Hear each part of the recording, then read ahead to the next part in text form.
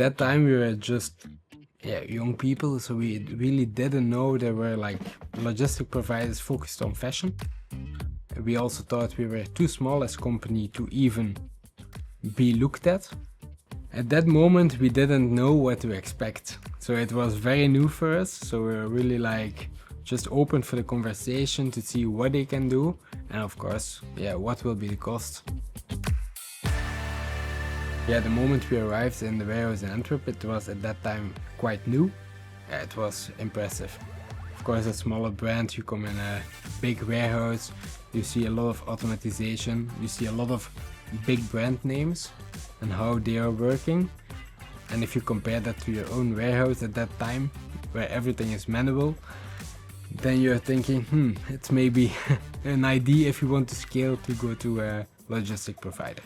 It was of course very important that the 3PL was possible to handle clothing, and of course if they have a service that can support our company over time to have a cross-border logistic or more in a renewal way, that would be very good of course, and it would have a bigger chance for us to select them as potential partner.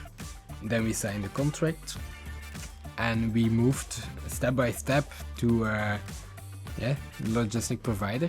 First it was in a way the transition first to a new ERP system, and then we saw of course with the logistic provider you need to have like barcodes, what's normal with an item, but also your SKU is an important one, that you make sure that you mentioned it in the right way, it's scannable and they can work with it. Also the positioning of your label, because before it was always on the inside because we checked it ourselves, but now we had to make sure that the hang tag was on top with the barcode on top.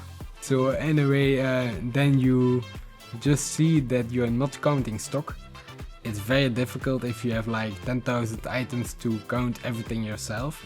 So in the end of our process we didn't do that anymore. So then we had to count everything to double check, and then from the moment the pickup was there, everything was brought to the warehouse and they sort it and bring it in stock. And from that moment it was a very good feeling, because our new ERP system was of course connected to Bleckmann, so we are constantly synced with each other, so everything was automated from that moment.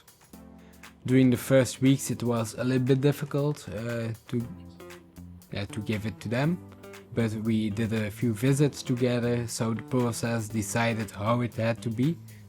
The biggest impact that we discovered was with the returns at that moment, because from the moment a return arrived, the warehouse was checking it, bring it back in stock, and we paid back automatically to the end customer.